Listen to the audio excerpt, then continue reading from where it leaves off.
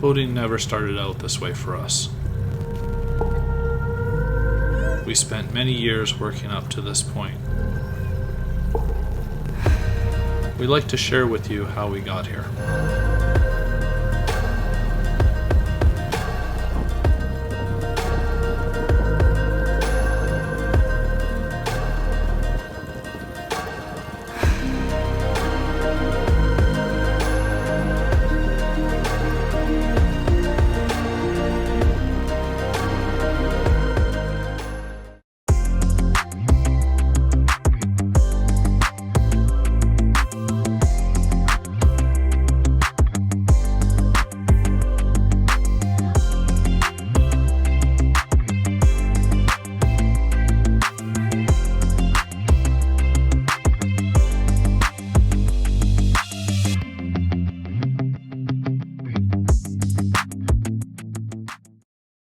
Hello everyone. So in this video, we're going to share with you our boating history and where it all started. So with me, where it started was my first time I went on a boat. I was about 14 and I went on with some extended family. We went up to Ucluelet and it was a day trip. I went on their boat kind of off the coast there, did some fishing and that. Gave me a little taste of boating. And so for my second boating experience, I was in my mid-20s and with 5 friends, we rented a boat out of Campbell River and we went up through the Discovery Islands and over to Desolation Sound and back to Campbell River all in a weekend. But it gave me a taste of being on a boat for a weekend and yeah. I really enjoyed it. And it was, the time of year was October, I think, roughly.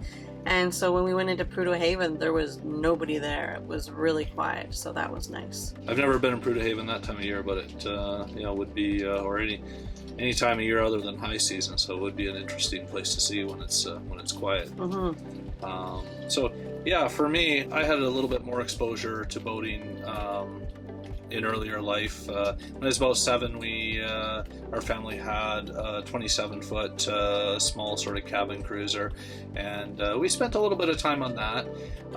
My uncle, he also had about a 30-foot cruiser, and they used to cruise extensively. So a few summers I went out on that boat and really sort of got the taste of kind of what we do now, because they did a very similar type of boating that we do right now. The other type of boating, I was on a commercial trawler when I was probably about 14, 15. I went out on that one summer, kind of a different experience on the water. As a young adult, I had a number of small boats and skiffs, but as a young adult and sort of getting just out of high school and that sort of thing, it's no secret that boating can be a little bit of an expensive hobby. These boats weren't that nice of boats, and they were pretty short-term usage, and while it was still exposure to boating, there was only so much you could do with them. And at that point, I actually changed more to the sort of more land-seeking adventures and did a lot of hiking in the mountains and really explored Vancouver Island. So Matt and I met about 20 years ago. And at that point, Kelly actually hadn't had any sort of rugged outdoor experience. And, for myself, like I mentioned, boating, and when you're younger, it's a little harder to have that experience. And hiking, it still adds up in cost, especially when the equipment gets a little better.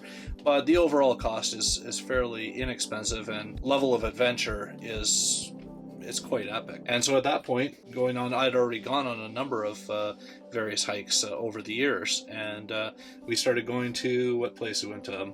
Mount Albert Edward. Yeah, we did the Bedwell Lake Trail. That was the first one I went on. Bedwell Lake and up to Cream Lake.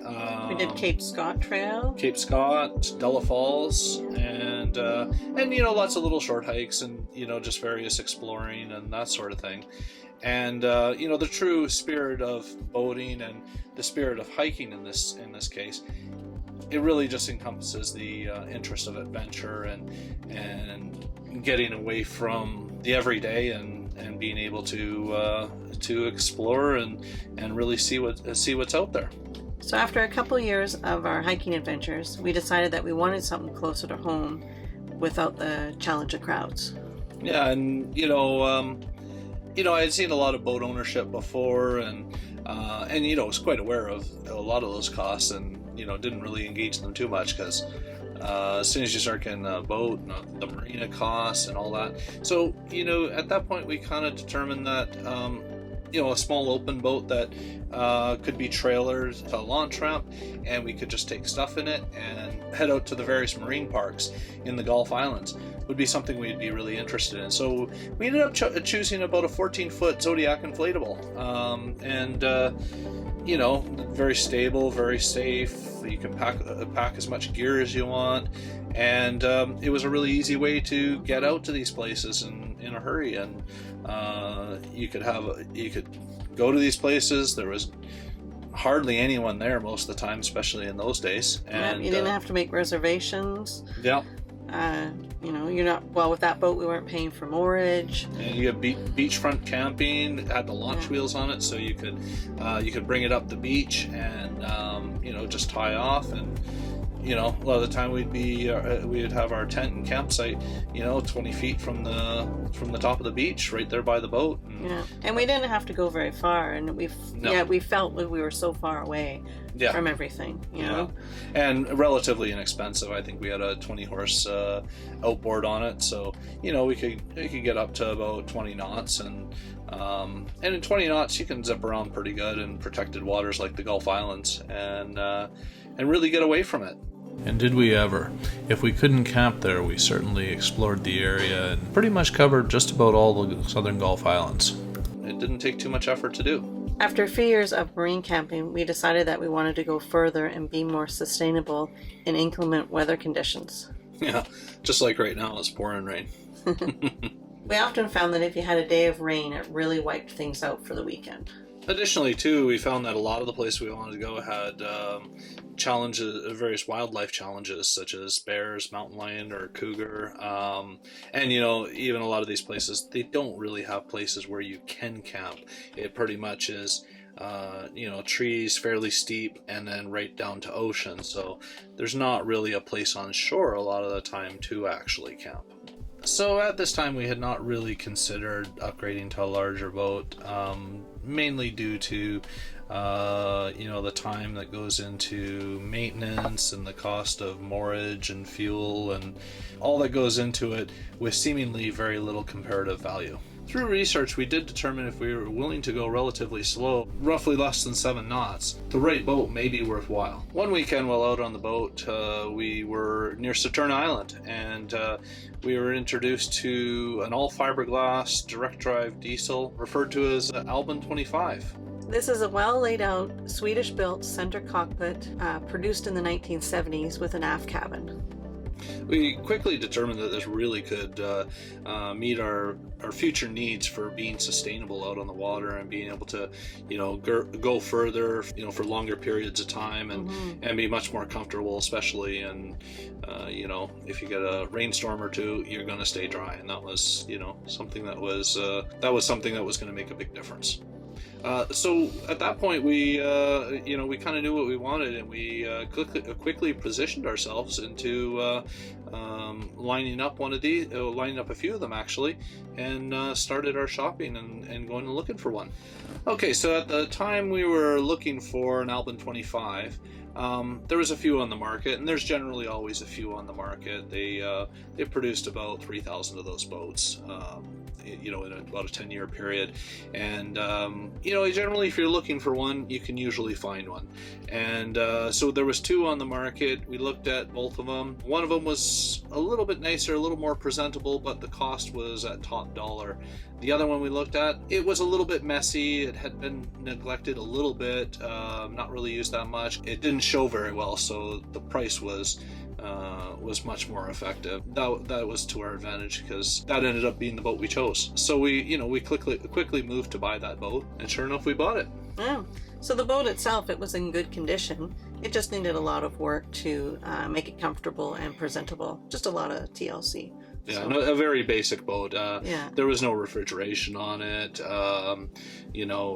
It was just a V-berth up front, some cushions in the back, kind of dirty, kind of a little, it just needed to be really well cleaned, and but not a lot of the creature comforts or any of that sort of thing. It was a very, very basic, simplistic boat, but hey, when you're coming from camping and being just in a place where you're not going to have to fend off from the rain, it doesn't have to be much more than that. Yeah. So we really appreciated that upgrade at the time. Mm-hmm. So we were able to start using the boat right away and start sleeping on the boat instead of camping on shore. Yeah, and it was really economical. I mean, that boat had a little 2-cylinder diesel. It would go for about 2.5 hours on 1 US gallon of diesel, and that was about 6.5 knots. So it wasn't fast, but it cost almost nothing to operate as far as fuel costs. And I mean, fuel costs are not the end all be all by any means, but the price was pretty much just not even a concern whatsoever. So yeah, very economical, and yeah, we were really enjoying the upgrade.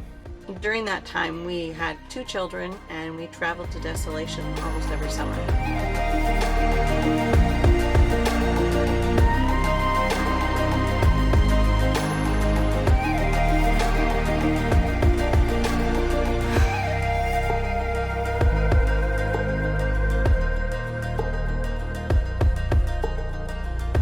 In the last few years of ownership, we actually ended up buying a brand new trailer for it, and we brought it home.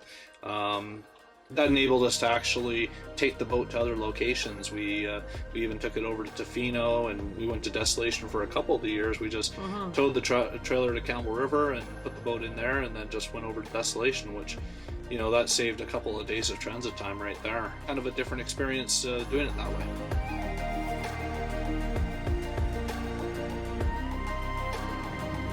Please join us in the next video when we describe the big changes that were about to happen. If you like this video, please give us a thumbs up, subscribe, and hit the bell if you want to be notified. Thanks for watching!